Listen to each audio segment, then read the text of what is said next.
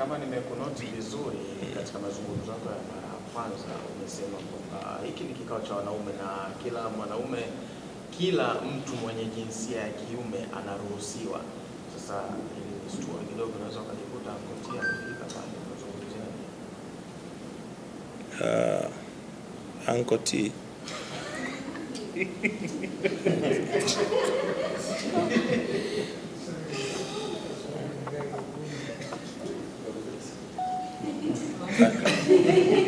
waandishi wa habari mpo? Waandishi wa habari oye!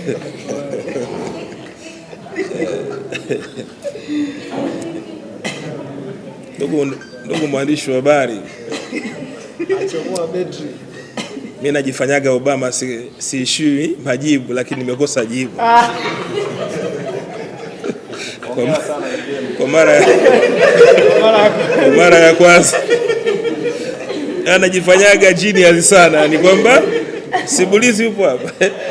Najifanyaga genius sana, yani kila swali linalokuja napiga, ila kwa mara ya kwanza nimekosa jibu.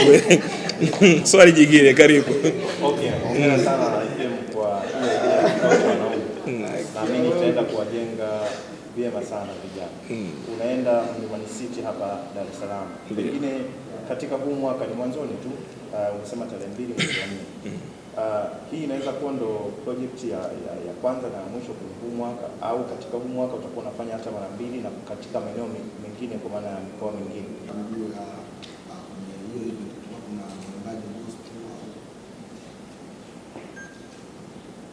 Waimbaji watakuwepo, lakini ni waimbaji wa kwetu. Waimbaji, I'm sorry to say this, waimbaji wengi wako very expensive. Repetition. Hao wanaoimba hapo watatupa tu kitu kizuri pale. Sasa unamwita mtu so mbaya ya kusapoti, lakini masharti yanakuwa mengi sana. Sasa inakuwa kidogo changamoto. Yani naweza nikakuita ukanichaji milioni 3, milioni 3 ukachelewa kufika kwenye event, alafu ukafika nayo event haijaisha ushachomoka unaondoka, yani uko hivi, yani superstar. Sasa hiyo kidogo sisi ambao tumetokea kwenye familia za kimaskini, juisi ilikuwa togwa, unatusumbua. Yani tushazoea kuishi maisha ya kawaida. Kwa hiyo ni bora tu create watu wako, alafu mwisho wa siku usonge. Umetu disappoint sana. Kwa hiyo tutatumia watu wetu wataimba, lakini na kwa sababu hii sio swala la kidini, tamani kuwa na msomaji Qur'ani mzuri siku hiyo pia, ambaye tutapata hata dakika 10 tu atupigie Qur'ani pale atusomee vizuri, kuondoa udini, yani kuondoa ile mipaka, yani watu kila mmoja ambaye ni mwanaume ajifeel kwamba yuko pale. Kama nilivyotangulia, hiki sio kikao cha kidini, ni kikao cha wanaume. Yes. Labda na kwa hao waimbaji, kwa waimbaji wa kike, maana wengi wa kanisani hapa nafahamu hapo na wa kike. Kuna nini kule kwenye kikao cha wanaume? Ndugu mwandishi wa habari, baada ya hii interview nitakuweka chini nikuulize, ulijuaje kwamba wanawake, unawafuatiliaje wanawake? Umepataje muda wa kuwafuatilia waimbaji wa kike wa kwangu? Kiufupi tu kwamba hiki ni kikao cha wanaume. Kwa hiyo waimbaji watakao kuwa pale ni wanaume. Hatutaki mwanamke pale ambaye ni mwimbaji. Zaidi sana ni wahudumu tu watakao kuwa wanawapa watu juisi, wanawapa watu soda.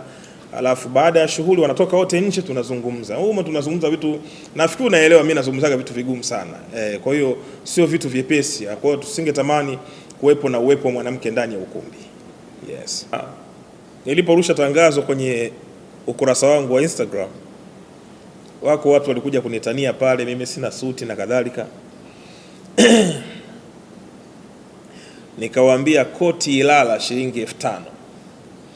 Na nazungumza hivi kwa sababu ya experience nilionayo mimi.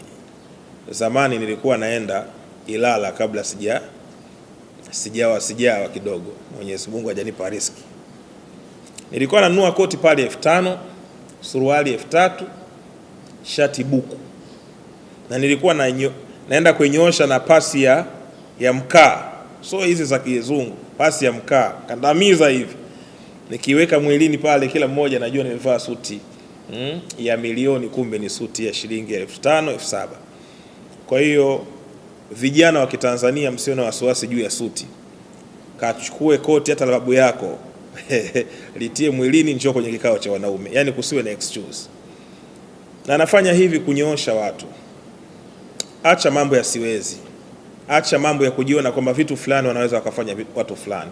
Natamani kila mmoja ambaye ni mwanaume ajitengenezewe ufahamu kwenye kichwa chake kwamba yote yanawezekana. Hata kama hujawahi kuvaa suti, jitahidi safari hii kwenye kikao cha wanaume uwe katika hiyo dressing code ambayo nimetangaza, kwa sababu utabaki mlangoni bila kuingia. Ukija na nguo yako ya Yanga, samani Simba au Mtibwa Sugar, hautoingia kwenye ukumbi, kwa sababu utakutana na watu pale mlangoni ambao sio mimi, hawatakuelewa. Kwa make sure kwamba unavaa hilo vazi la suti nyeusi, shati jeupe, tai nyekundu, kiatu cheusi, unakuwa smart na itapendeza sana. Kwa hiyo tumeweka pia na kiingilio shilingi 50,000 kwa ajili ya kuweza kusupport kazi kubwa ambayo tunaifanya, maandalizi ya shughuli yenyewe, vipeperushi, matangazo mpaka tumechukua mpaka mwendo kasi, social media, kupromote katika platform mbalimbali, magari, kutoa posters, magari yale ya kutembea barabarani, majukwaa, stage, muziki na gharama. Vitu ni vingi sana ambavyo vinahitaji fedha, lakini pia kutakuwa na chakula. Tuwezi kuwaweka watu afu tusiwape chakula. Kwa kutakuwa na chakula kizuri kabisa cha mchana, utakuwa na wali, utakuwa na kuku, kutakuwa na maji ya kunywa, kutakuwa na maziwa, kutakuwa na juice.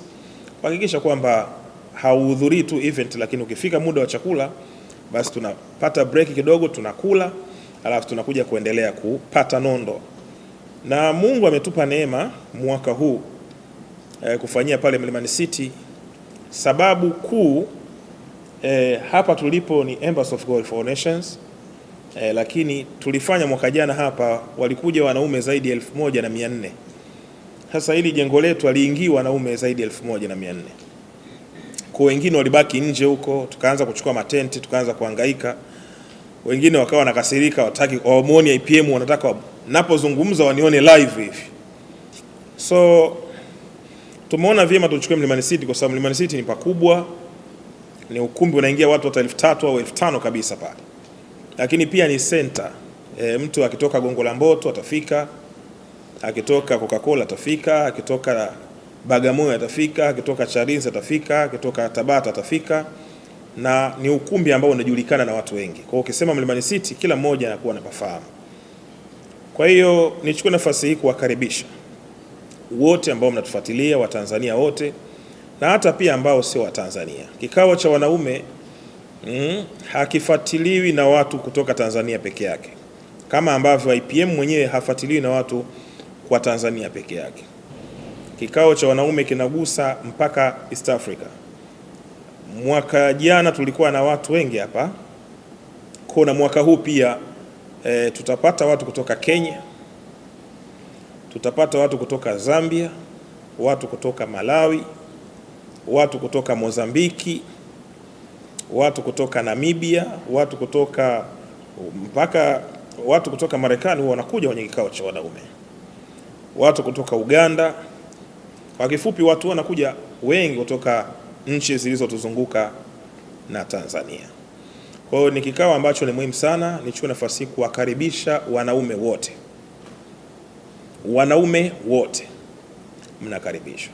Hiki sio kikao cha dini, ni kikao cha wanaume. Kwa dini yoyote, dhehebu lolote, tunawakaribisha. Na kwa kutambua hilo kwamba hakuna udini, nilipata neema ya kumshirikisha kaka yetu Saidi Lugumi, naye akawa amekubali ratiba zake kuziweka sawa ili naye aweze kuhudhuria kwenye kikao cha wanaume.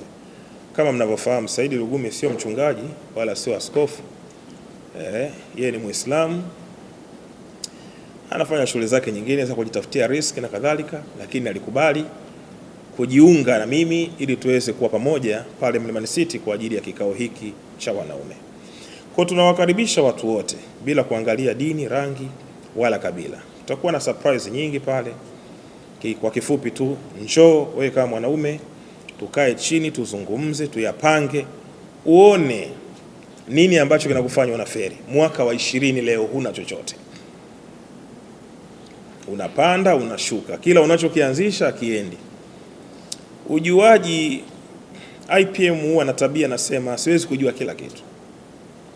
Huwezi kujua kila kitu, na mimi naamini siwezi kujua kila kitu. Kuna watu ukikutana nao katika maisha ndio unakuwa mwanzo wako wa kupiga hatua. Kuna watu ukikutana nao katika maisha ndio unakuwa mwanzo wako wa kufumbuka macho na kuzinduka kwamba kumbe kuna hili na hili. Kwa hiyo kutakuwa na wafanyabiashara wengi siku hiyo, kutakuwa na wafanyakazi wengi siku hiyo, kutakuwa na watu mbalimbali. Kwa hiyo wanaume wakikaa chini pamoja, utabadilishana mawazo na huyu, utabadilishana mawazo na huyu. Mwisho wa siku hautaondoka kapa, kwa sababu kutakuwa na mafundisho.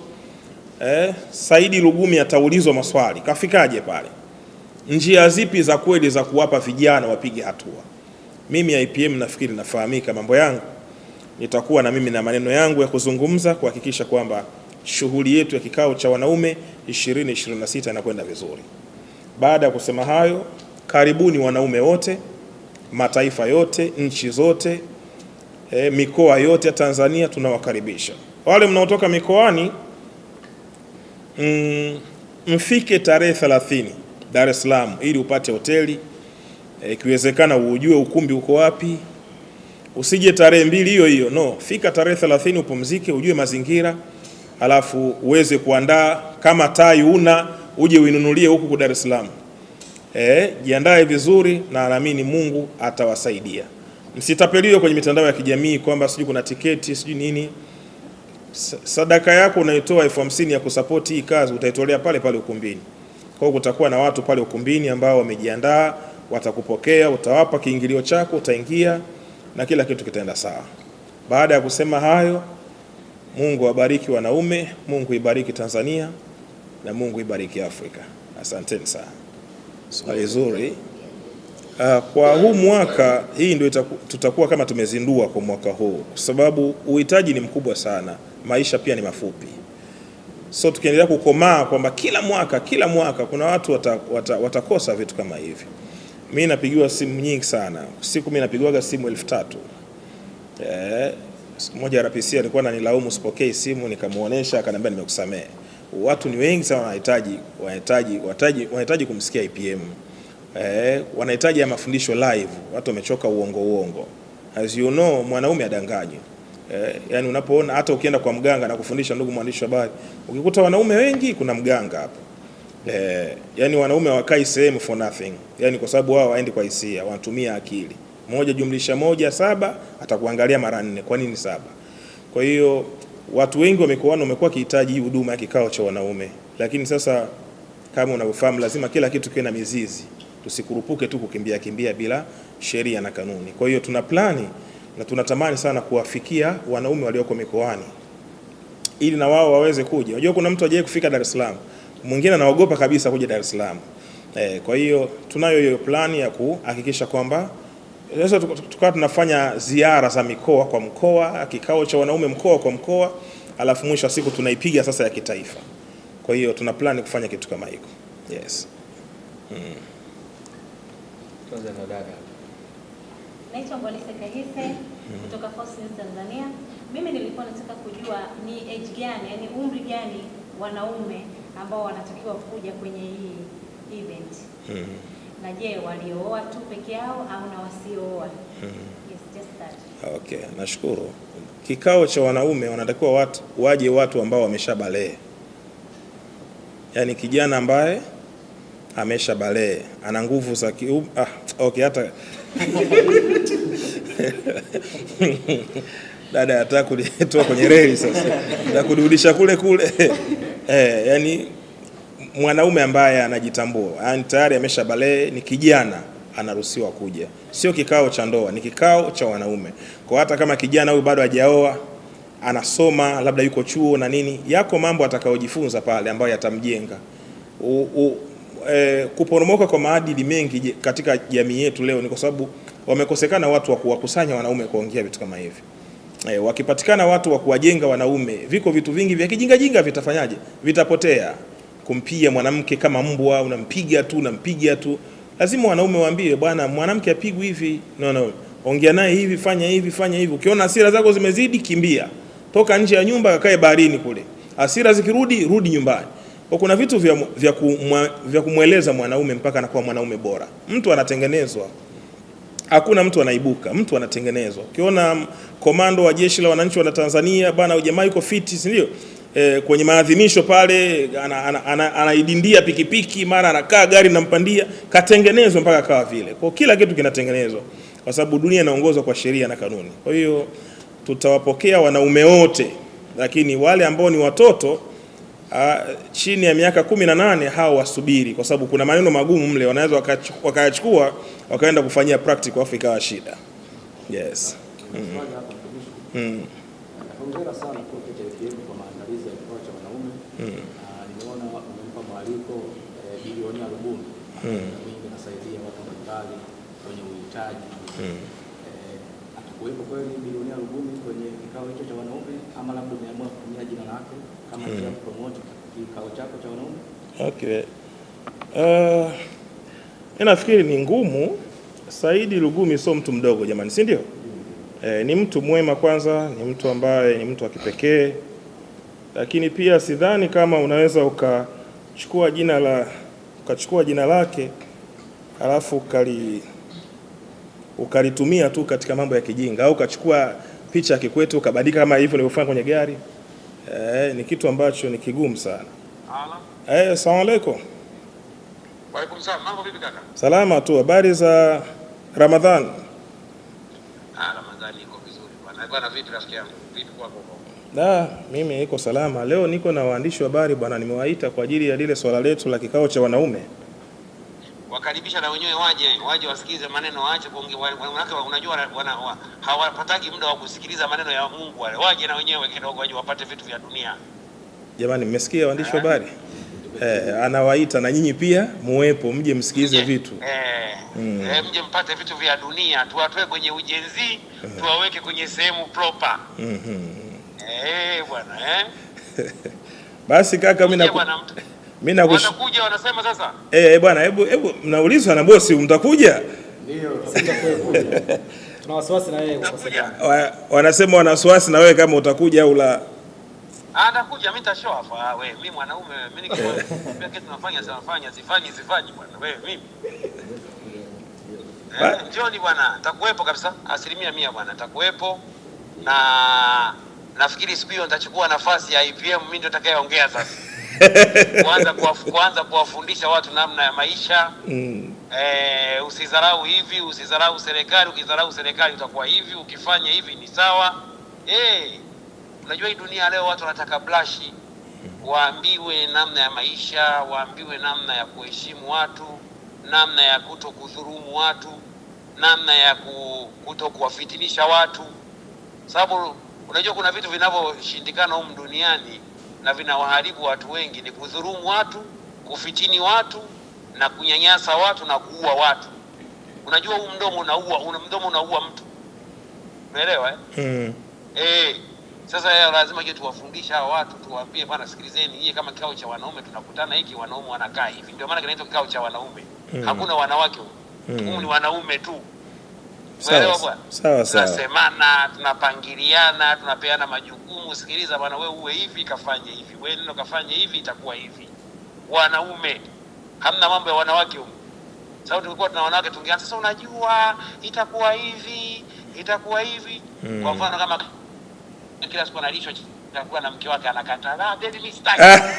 Sasa nasema wewe IPM vipi bwana, ni hutia haya bwana, wewe rafiki yangu. Ile bwana mimi si posti tena bwana, ile ya kulishwa. Hata kaka yule mwanamke anakuonyesha mahaba yake, wewe utaki, wewe vipi bwana wewe? Haya basi bwana, waje wanao jamaa, tutakutana nao hiyo tarehe hiyo. Nashukuru sana kaka, asante sana. Hamna tano. Kaka. Basi jamani, mimi nafikiri mmemsikia mwenyewe. Hiyo sio AI. Ndugu mwandishi wa habari, nafikiri umemsikia mwenyewe. Kaka yetu Saidi Lugumi. Karibu. Umesema kwenye kikao cha wanaume kulikuwa na kusoma Qur'ani. Saidi Lugumi ni Muislamu lakini sio kiongozi wa dini. Lazima kutakuwa na mkanganyiko kama vile kila siku tunavyosema kwamba wewe ni Kristo, lakini chama cha Uislamu. Kuna umuhimu wa kumtafuta kiongozi wa dini, labda shehe wetu Walidi, kumuongeza hapo ili Waislamu waamini kwamba sio cha dini wote tu. Okay. Nitafanya huo ushauri ulionipa. Nitaufanyia leo. Nitamtafuta Sheikh Walid leo, nitamshirikisha hili swala au nitamwandikia barua, nitamshirikisha. Mimi kama nilivyokuambia siwezi kujua kila kitu. Kwa hiyo umenishauri kitu kizuri, nitakifanya. Lakini pia Saidi Lugumi kuja pale haji kama kiongozi wa dini. Anakuja kama Mtanzania, anakuja kama kaka yetu, kufundisha vijana kama jinsi ulivyomsikia. Unajua kikao cha wanaume kuna vitu vingi tunafundishana humo. Kuna mambo ya uchumi, mambo ya upambanaji na kadhalika. Kwa hiyo kama kiongozi wa dini atapatikana, mimi nitamkaribisha. Mimi sina shida kabisa, kwa sababu mimi napenda kuungana kuliko kutengana. Napenda umoja sana. Kwa hiyo nimepokea ushauri wako na nitaufanyia kazi leo. Yes. Kuna swali jingine jamani? Karibu kaka. Kupendeza mkubwa IPM kikao cha wanaume, lakini pia kuna wanaume wenzetu pia wanateseka au wapo katika mapambano vita ya Marekani na watu wa Iraq. Kuna screenshot sijui kama ni kwako au AI siku hizi ni nyingi sana. Post picha alifariki alikuwa rais wa Iraq. Nasema kwamba hajafa. Sijui ilikuwa ni kweli ni wewe au account fake ni nini? Tunaona ufafanuzi kwa nini? Hili niliandika mimi kweli. Okay. Niliandika mimi kutokana na akili zangu. Unajua akili hazifanani. Kuna vitu vingi vinafanyika duniani. Kila mmoja anakuwa na uelewa wake. Sasa katika swala la kiimani, mtu akifa katika mwezi mtukufu wa Ramadhani, Muislamu anayeswali swala 5 afu akafa katika mwezi mtukufu wa Ramadhani, huyo anahesabika kama shahidi. Lakini mtu anayepigania dini ya Mwenyezi Mungu na watu wake na apigania Waislamu, anasema al-Islam kun Islam, al-Islamu dinul haq, mtu huyu anahesabika kama shahidi. Hasa shahidi huwa afi. Kwa hiyo mimi nilizungumza kiroho. Sasa najua wanazuoni walinielewa zaidi, lakini sasa watu ambao hawana uelewa huo ndo walianza kupaniki, bwana wewe mbona imetangazwa huku na huko hivyo. Kwa sababu mimi uelewa wangu uko tofauti. Ile sio vita ya Irani na Israeli. Ile ni vita ya Irani na Umoja wa Ulaya. Kwa hiyo pale anapigana mtu mmoja na anapigana zaidi na watu 10. Yeah. Asante sana. Kuna swali jingine jamani? Tumemaliza. Tumemaliza. Asanteni sana.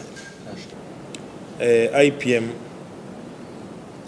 huwa nina ibada ambayo inaitwa kikao cha wanaume. Ibada hii kikao cha wanaume,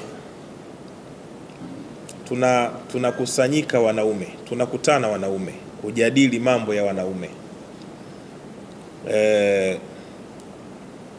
Tunakusanyika wanaume kwa sababu mara kwa mara tumeona wamama wakikusanyika, wanawake wanazungumza, wanawake wanaongea, lakini mwanaume anapitia mambo mengi sana mazito, majanga mengi sana mwanaume anapitia, lakini hana wa kumshirikisha, hana wa kuongea naye, hana wa kumweleza. Kwa hiyo mimi nilipata wahai au revelation kwa Kiingereza au ufunuo wa Kiswahili kwamba kwa nini wanaume sisi tunakutana. Kwa hiyo ndipo nikaanzisha hichi kitu kinaitwa kikao cha wanaume, ambacho tutakuwa tunajadili mambo yetu sisi kama wanaume. Kwa hiyo tumekuwa tukifanya, mwaka jana Mungu alisaidia tulifanya, ilikuwa kubwa sana. Watu walipenda na walitamani hata kila mwezi, lakini hata wali ukiula kila siku unakuwa sio wali tena, unakuwa kero. Kwa hiyo tunafanya kila mwaka kikao cha wanaume.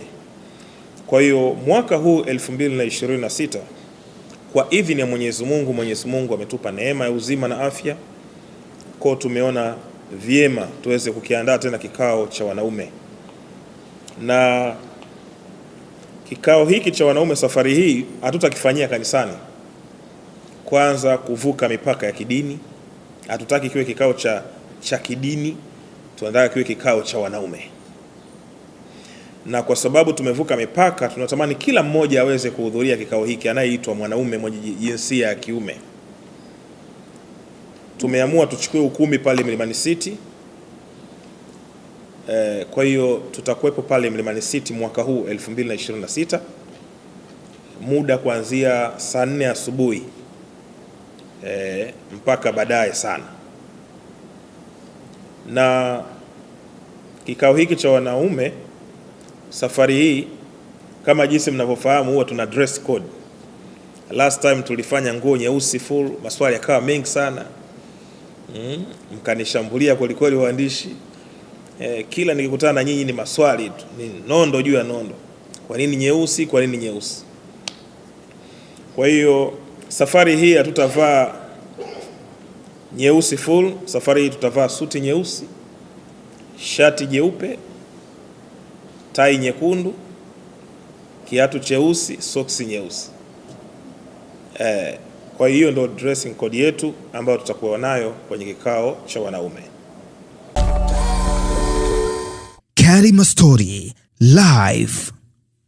Bonyeza hapa kusubscribe na bonyeza hapa kwenye alama ya kengele ili usipitwe na video mpya kila inapowekwa.